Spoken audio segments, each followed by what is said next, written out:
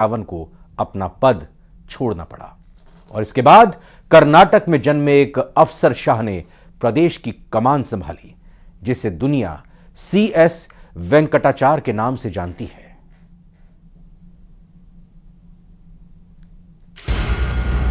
अहमद फराज का शेर, किसी को घर से निकलते ही मिल गई मंजिल, कोई हमारी तरह उम्र भर सफर में रहा। मनुष्य के निर्माण में नियति की बड़ी अहम भूमिका होती है। तभी कर्नाटक का एक IAS अधिकारी बिना चुनाव लड़े मुख्यमंत्री बन जाता है। आगे चलकर वो अपना ऐसा अनोखा मंत्रिमंडल बनाता है जिसमें सिर्फ एक ही मंत्री होता है।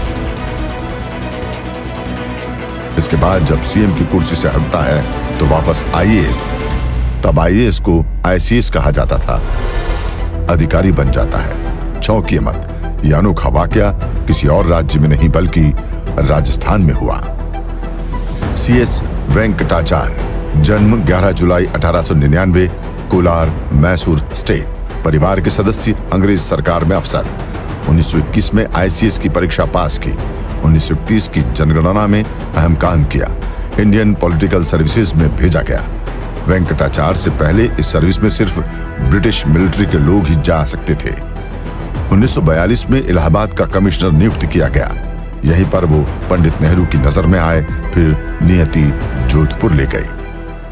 साल 1945 भारत छोड़ो आंदोलन में गिरफ्तार हुए पंडित नेहरू को 3 साल बाद अहमदनगर फोर्ट जेल से रिहा कर दिया गया था।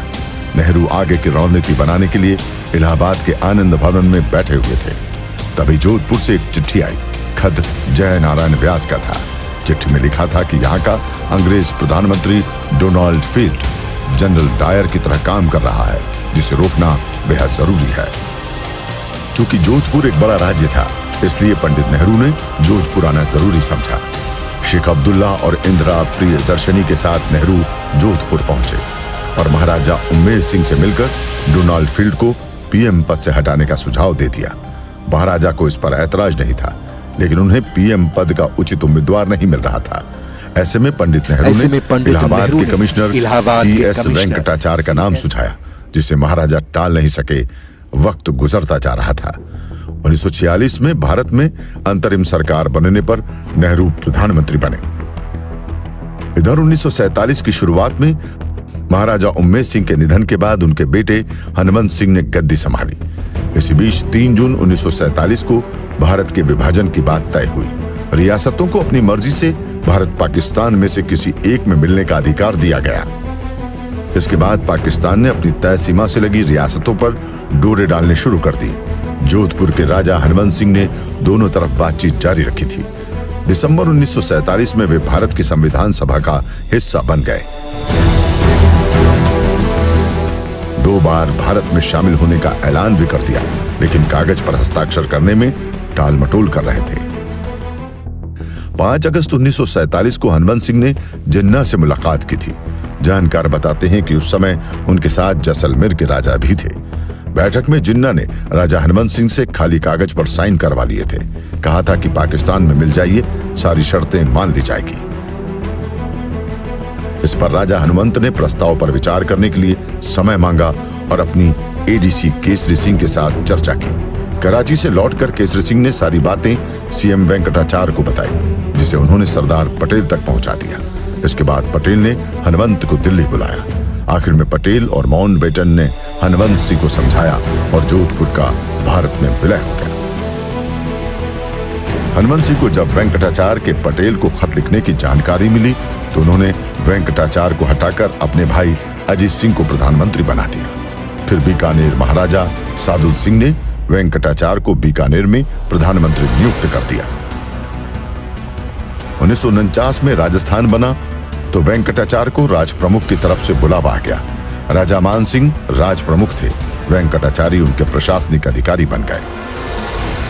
दिसंबर 1950 तक हीरालाल शास्त्री के पद से हटने की रूपरेखा तैयार हो चुकी थी और अगले मुख्यमंत्री के तौर पर जय नारायण व्यास का नाम सबसे आगे था।